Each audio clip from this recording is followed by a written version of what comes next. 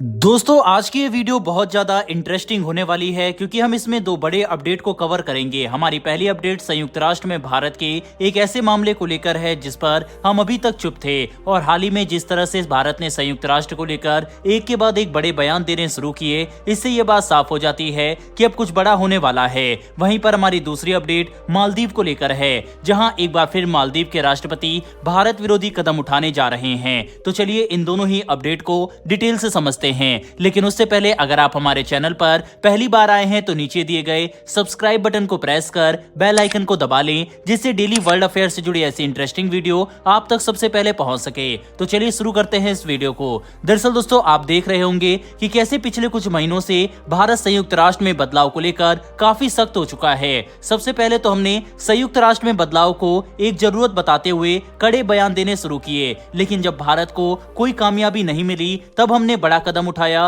और United nation को दी जाने वाली फंडिंग में 50% की कटौती कर दी। ये दुनिया के लिए एक सीधा संदेश था कि अगर संयुक्त राष्ट्र में बदलाव नहीं होता तो हम इस पर अपने पैसे बर्बाद नहीं करने वाले।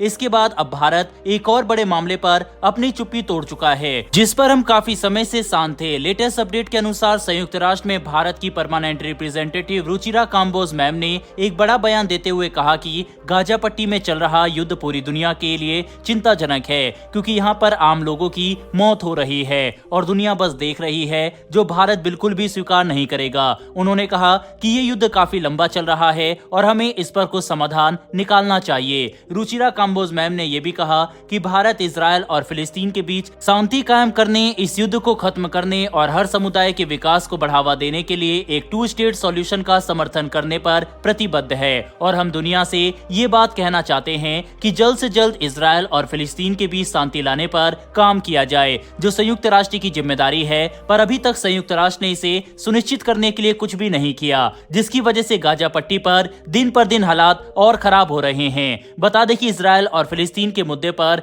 भारत का ये बयान एक ऐसे समय पर सामने आया जब विश्व व्यापार संगठन की एग्रीकल्चर समिट को लेकर यूरोपियन यूनियन के हाई कमिश्नर ने सीधे भारत पर अपने नेशनल इंटरेस्ट को ऊपर रखने का आरोप लगाया था। यहाँ तक कि कई देशों ने भारत का नाम लिए बिना हमें इस मीटिंग के नाकाम होने का जिम्मेदार ठहराया। इतना ही नहीं बल्कि संयुक्त राष्ट्र में बदलाव न होने की वजह से भारत की तरफ से काफी कड़े बयान भी सामने आए। इन सभी घटनाओं को देखकर ये बात साफ हो चुकी है कि भारत अब यूनाइटेड नेशन की ढीली चाल से फ्रस्ट्रेटेड हो चुका है। संयुक्त राष्ट्र, विश्व व्यापार संगठन और ह्यूमन राइट कमीशन तीनों ही दुनिया को एक ऑर्डर में रखने के लिए बनाए गए थे, लेकिन कहीं ना कहीं ये सभी इंस्टीट्यूशन नाकाम हो रहे हैं। हमें ये नहीं भूलना चाहिए कि हाल ही में भारत ने बयान दिया था कि अगर किसी देश को WTO से फायदा नहीं मिल रहा तो इस संगठन से बाहर निकलने का भी विकल्प होना चाहिए, जिससे भारत अब ये संदेश देना शुरू कर चुका है कि जल्द ही यूनाइटेड नेशन में सुधार नहीं हुए तो भारत इससे बाहर निकलने से भी पीछे नहीं हटेगा। इन सभी बातों से हम ये भी समझ सकते हैं कि कैसे भारत यूनाइटेड नेशन को लेकर काफी अग्रेसिव हो चुका है और अब एक के बाद एक भारत की तरफ से तीखे बयान सामने आ रहे हैं, जो कहीं ना कहीं इस मामले पर भारत की फ्रस्ट्रेशन दिखाता है। बहरहाल बढ़ते हमारी दूसरी खबर की तरफ। ये खबर मालदीव की तरफ से निकलकर सामने आ रही है, जहां पर मालदीव के राष्ट्रपति ने अब एक और बड़ा ऐलान करते हुए यह बात साफ कर दी कि वह चीन के साथ अपने संबंधों को मजबूत करने के लिए जानबूझकर भारत को नुकसान पहुंचा रहे हैं। ये बात भी काफी हद तक साफ हो चुकी है कि जब तक ये सरकार सत्ता में रहेगी, भारत मालदीव के साथ संबंध अच्छे नहीं कर सकता। दरअसल दोस्तों मालदीव के राष्ट्रपति ने ऐलान कर दिया है कि वह हाइड्रोग्राफिक सर्वे करने के लिए एग्रीमेंट को रिन्यू नहीं करने वाले। ये हाइड्रोग्राफिक सर्वे अभी तक भारत कंडक्ट किया करता था, लेकिन मालदीव के राष्ट्रपति ने ऐलान करते हुए कहा है कि अब वे भारत के साथ इस एग्रीमेंट को एक्सटेंड नहीं करेंगे और हाइड्रोग्राफिक सर्वे के लिए जो भी फैसिलिटी समेत मशीन की रिक्वायरमेंट है वह मालदीव खुद हासिल करेगा और अपने समुद्र का सर्वे भी खुद ही करने वाला है।